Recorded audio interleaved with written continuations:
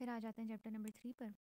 Chapter 3 deal कर रहा है नॉन फार्माकोलॉजिकल इंटरवेंशन से, ठीक है। नॉन फार्माकोलॉजिकल इंटरवेंशंस ऐसी इंटरवेंशंस होती हैं which are not primarily based upon medications. इसके अंदर डिफरेंट चीज़ें आ जाती हैं कि कम्युनिकेशन स्किल्स हैं, काउंसलिंग है, इंफॉर्मेशन केयर है, डिफ़िकल्ट पेशेंट्स के साथ हैंडलिंग, कॉन्फ्लिक्ट या क्राइसिस की मैनेजमेंट और ब्रेकिंग बैड न्यूज़, ठीक है। कम्युनिकेशन स्किल्स अगर देखें तो इसमें सबसे पहले तो है कि आपके पास एक प्रॉपर जगह होनी चाहिए जहाँ पर आपने अटेंड करना है पेशेंट को। उसमें आपने प्रॉपर टाइम निकाल के पेशेंट को अटेंड करना है। एक्सक्लूसिविटी उसमें एक इंपॉर्टेंट फैक्टर आ जाता है और फिर अटेंडिंग एंड लिसनिंग का ये हो जाता है, ठीक है। और इसमें कॉन्शियसली लिसन करना होता है, वही बातें। एक्टिव लिसनिंग पर आए, कम्युनिकेशन स्किल की डेफिनेशन भी पूछ ली जाती है। Basically these are the abilities to convey information to other person effectively और एफिशिएंटली। पहली बात हो गई अटेंडिंग एंड लिसनिंग, जिसमें कॉन्शियस एफर्ट टू लिसन और एक्सक्लूसिविटी होनी चाहिए, दो चीज़ें। उसके बाद है एक्टिव लिसनिंग। एक्टिव लिसनिंग होता है कि आपने ना सिर्फ सुनना होता है, बल्कि उसके लिंग्विस्टिक्स और पैरालिंग्विस्टिक एस्पेक्ट्स ऑफ स्पीच पर भी ध्यान देना होता है। Volume, pitch, accent, fluency, pauses, body language पर, फेशियल एक्सप्रेशंस पर, कितना वो प्रॉक्सिमिटी टू द डॉक्टर, क्या आप किस अंदाज में बैठा हुआ है patient, gestures, body positions, movement और आई कॉन्टेक्ट वगैरह, ठीक है। और उसके जो पॉजेज़ वगैरह होते हैं और साइलेंसेस होती हैं, उनको रिस्पेक्ट करना होता है। जैसे ही उसने थोड़ा सा पॉज़ लिया है तो हमें आगे से बात नहीं शुरू करनी होती। तो first was attending and listening, then active listening, और अब फिर है वर्बल टेक्निक्स। वर्बल टेक्निक से के बात करते हुए कौन सी हमने टेक्निक इस्तेमाल करनी है। क्वेश्चंस की बात करें, जो सवाल डॉक्टर कर रहा होता है पेशेंट से, उसमें क्लोज एंडेड क्वेश्चंस होते हैं कि आर यू मैरिड, यानी जिसका जवाब जो होता है वो एक्सपेक्टेड दो सिचुएशन में होता है, ठीक है। ईदर दिस और दैट वो आंसर करेगा, तो ये क्लोज्ड क्वेश्चंस होते हैं। जबकि ओपन डेटा होता है कि कैसे आना हुआ, इस तरह से। तो ओपन एंडेड जो क्वेश्चंस होते हैं उनके जवाब में कई बातें कही जा सकती हैं। तीसरा होता है लीडिंग क्वेश्चंस। लीडिंग क्वेश्चंस ऐसे सवालात होते हैं जो कि अपने साथ एक आंसर सजेस्ट कर रहे होते हैं कि don't you think your pain radiates to the left arm, ठीक है। तो ये लीडिंग क्वेश्चंस हो गए। इसके अलावा कुछ क्वेश्चंस होते हैं जो कि वाई वाले होते हैं।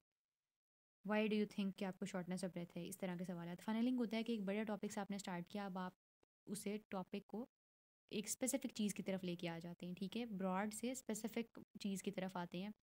जैसे कि आपने मुझे बता दिया कि आपको दर्द हो रही है, अब आप बताएं किस बॉडी पार्ट में दर्द हो रही है। पैराफ्रेजिंग में ये होता है कि जो आपने के पेशेंट ने आपको बात बताई, आप उसे रिपीट करते हैं, उसके चंद फ्यू लास्ट अल्फाज, और उसके फिर समराइज़ करते हैं जो भी उसने बात बताई है, ठीक है। इज़ दैट राइट, सब कुछ कह के तो आपने उसको रिपीट करना होता है। यानी उसको पहले उसकी फीलिंग्स को वैलिडेट हम किस तरह से कर रहे हैं, आखिरी उसके चंद अल्फाज को रिपीट कर रहे हैं, उसके बाद समराइज़ कर रहे हैं।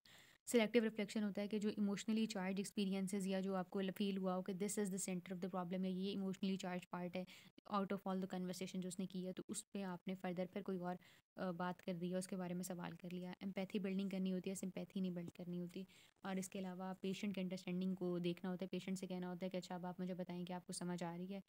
हमने खुद भी जो पेशेंट की टाइम टू टाइम समराइज़ कर देना होता है पेशेंट की स्टेटमेंट्स को, और उससे पूछ लेना होता है कि आप यही कहना चाह रहे हैं ना, और एंड पर पेशेंट से भी कह देना होता है कि आप समराइज़ कर दें, ठीक है।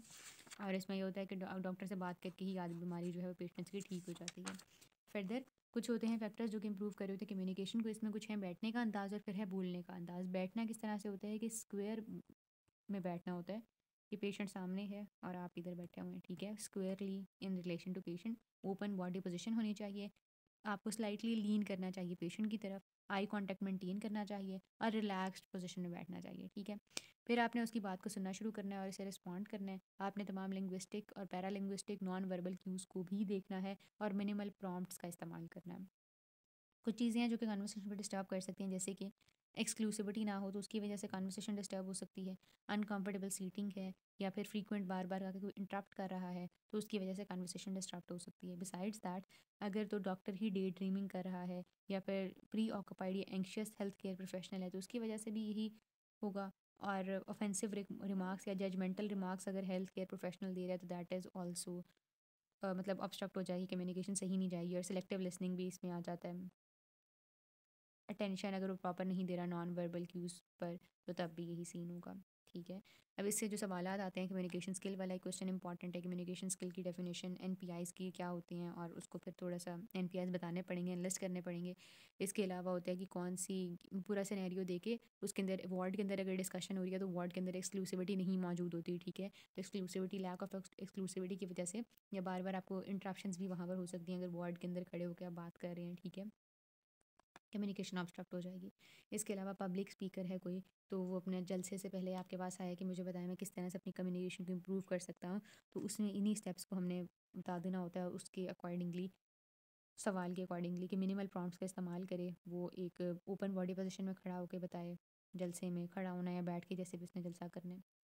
लीन फॉरवर्ड थोड़ा सा करे towards the audience, eye contact maintain करे, रिलैक्स हो और लिसन करे, उनके मतलब सुने। और इसके अलावा लिंग्विस्टिक और पैरालिंग्विस्टिक दोनों क्यूज़ थे being a public speaker.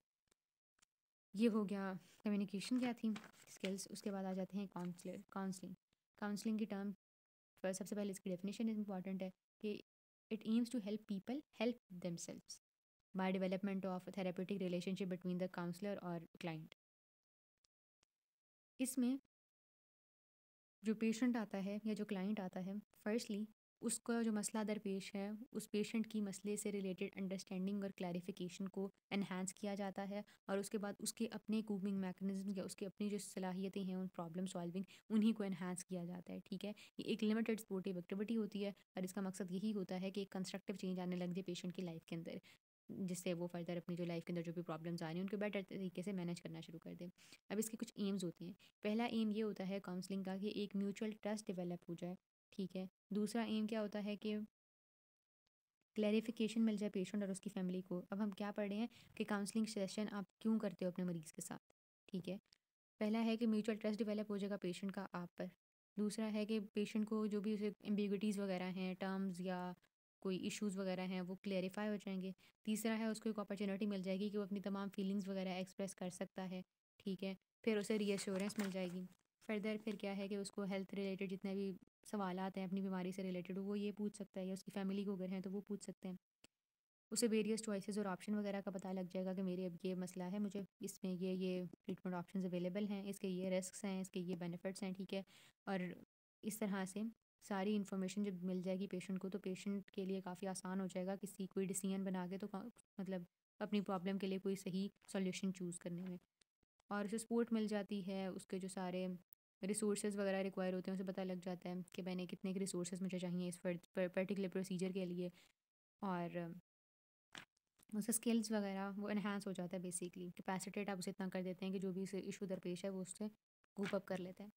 Counsellor की क्या ट्रेड्स होती हैं कि वो पॉजिटिव रिगार्ड रख रहा होता है, उसके पास एम्पैथी होती है, वार्म और कॉन्सिडरेट होता है, उसके पास क्लैरिटी होती है, और उसकी हेयर एंड नाउ थिंकिंग होती है, क्योंकि पेशेंट जो होता है वो अगेन एंड अगेन सेम मसले को ही, मतलब वो आगे नहीं मूव ऑन कर रहा होता, वो अपना ही मसला एक्सप्लेन करता जा रहा होता है। हेयर एंड नाउ थिंकिंग का मतलब ये है कि अच्छा ठीक है, मैंने आपकी बात सुन ली है, आपको ये मसला है, अब आप मुझे बताएं XYZ, यानी अगली बात की तरफ मूव करेंगे टूवर्ड्स द सोल्यूशन, राइट।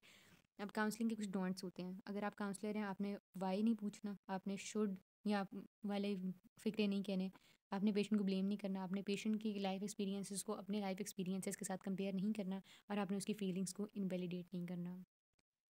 जहाँ पर डोंट्स हैं उसी के साथ साथ कुछ मिसकंसेप्शंस हैं काउंसलिंग के अंदर, जो कि डिस्क्लोज से याद रखी जा सकती हैं। डी से है कि लोग मतलब ये सारी मिसकंसेप्शंस हैं, लोग ये समझते हैं कि काउंसलर्स डायरेक्ट एडवाइस देते हैं, जबकि ऐसा नहीं है।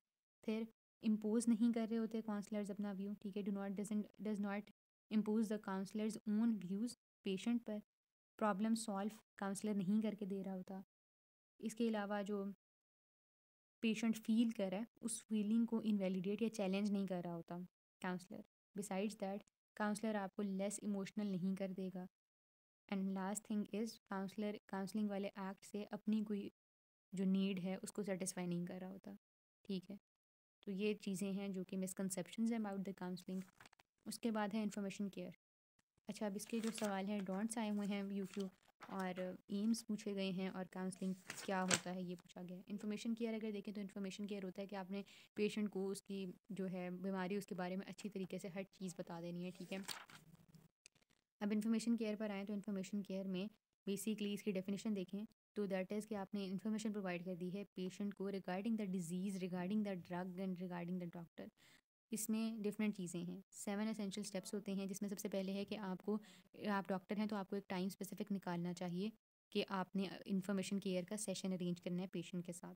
आपको पेशेंट की ज़ुबान में बात करनी चाहिए। आपको पेशेंट सबसे पहले ये पेशेंट से पूछ लेना है कि आप अपनी बीमारी के बारे में क्या जानते हैं। फिर आपने क्या होना है, आपको पता लग गया कि वो बंदा क्या जानता है पहले से। ठीक है, उसके बाद आपने इन्फॉर्मेशन देनी है। आपने जब इन्फॉर्मेशन देनी है तो आपने एक प्रोफेशनल अंदाज में और एविडेंस और फैक्ट बेस्ड इन्फॉर्मेशन देनी है, ठीक है। एविडेंस बेस्ड इन्फॉर्मेशन आपने देनी है उसको, ठीक है। विदाउट द फियर कि इसका एक नेगेटिव इम्पैक्ट हो सकता है, विदाउट द फियर कि अगले को बुरा लगेगा, ठीक है। उसके बाद आता है कि आपने बता देना होता है कि अब ये डिज़ीज़ है, आपको सारी इन्फॉर्मेशन दे दी, अब आपने कहना है कि ओके नाउ अब जो है आपने डिज़ीज़ के बाद ट्रीटमेंट की तरफ मूव करना है। उसके नेगेटिव और पॉजिटिव दोनों एस्पेक्ट्स आपने कम्युनिकेट करने होते हैं, डिज़ीज़ के भी ट्रीटमेंट के भी। अगर नहीं समझ आ रहा मतलब या आ भी रहा है समझ, तो इट्स बेटर कि आप फिगर्स डायग्राम्स और स्केचेस वगैरह ड्रॉ करके पेशेंट को समझा दें। और एंड पर आपने क्या करना होता है कि आपने एक समराइज़ करना होता है, ठीक है। समरी सी से इसको एंड कर देना होता है इन्फॉर्मेशन केयर के सेशन को। तो अगर अब इसका जो सवाल आता है वो इस तरह आता है कि न्यूली डायग्नोस हुआ है टीबी पेशेंट को, तो उससे आप इन्फॉर्मेशन केयर के सेशन में वो आपसे क्या एक्सपेक्ट कर रहा है, या फिर आप से क्या एक्सपेक्ट किया जाता है कि एक अच्छा डॉक्टर क्या इन्फॉर्मेशन डिलीवर करेगा। तो उसमें यही इन्फॉर्मेशन आ जाती है, ठीक है। फिर उसके बाद यहाँ पर है कि 7 questions a patient needs aware answered in information care का सेशन। तो इसका निमोनिक है डैम प्रिटी फंक्शनल, डी से डायग्नोसिस, ए से एटियोलॉजी, एम से मैनेजमेंट, पी से प्रोग्नोसिस, आर से रेस्ट्रिक्शंस, एफ से टी से ट्रांसमिशन और एफ से फंक्शनिंग। कि मेरा डायग्नोसिस क्या है, किस तरह से मुझे डिजीज़ डेवलप हुई है, इसकी मैनेजमेंट क्या करनी है, प्रोग्नोसिस क्या है, क्या परहेज़ करना है, ट्रांसमिशन हो सकती है, और मेरी अब ज़िंदगी की रोज़मर्रा ज़िंदगी किस हद तक इससे इफ़ेक्ट होगी, ठीक है। यहाँ पर एक और सवाल आता है कि डॉक्टर किन कंडीशंस में ये समझता है कि मैं मुझे मरीज़ को पूरी इन्फॉर्मेशन नहीं बतानी चाहिए। उसका आंसर ना ऑलमोस्ट यहाँ पर लिखा हुआ है कि कुछ अंडरलाइंग एजम्पशंस होती हैं डॉक्टर के पास, कि एक डॉक्टर ये समझ रहा होता है कि उसका जो है बहुत ज़्यादा टाइम लगेगा, ठीक है। और उसके पास नो मैंने गलत सफ़ा नहीं खोल लिया, ये पेज खोलना था एक्चुअली मैंने। यस, एक ये पेज खोलना था एक्चुअली मैंने, कि पहला ये होता है कि उसका डॉक्टर का पैटर्नलिस्टिक एटीट्यूड आ जाता है। वो कहता है मैंने पेशेंट को सब कुछ बता दिया, तो पेशेंट जो है हो सकता है कि वो ऑपरेशन को ना कहते हैं, जबकि ऑपरेशन उसके हक में बेहतर है, ठीक है। दूसरा ये होता है कि वो समझता है कि पेशेंट इलिटरेट या इग्नोरेंट है, तो मेरी सारी एफर्ट जो है वो तो वो ज़ाया चली जाएगी अगर मैं उसे बताना शुरू भी करूँगा, ठीक है। तो ये एक नो वाली बात है। दूसरी है कि इलिटरेट समझता है पेशेंट को, और पैटर्नलिस्टिक एटीट्यूड ये होता है कि पेशेंट डॉक्टर कहते हैं कि मुझे पता है मैं उसके लिए क्या बेहतर समझता हूँ, ठीक है। तो ये 3 होती हैं कि डॉक्टर की अजम्पशंस होती हैं on the end of the doctor, जिस पे डॉक्टर ये समझता है कि मुझे शायद मैं जिनकी ये मतलब ये वजूहात हो सकती हैं कि डॉक्टर इनकी वजह से इन्फॉर्मेशन केयर प्रॉपर नहीं डिलीवर कर रहा।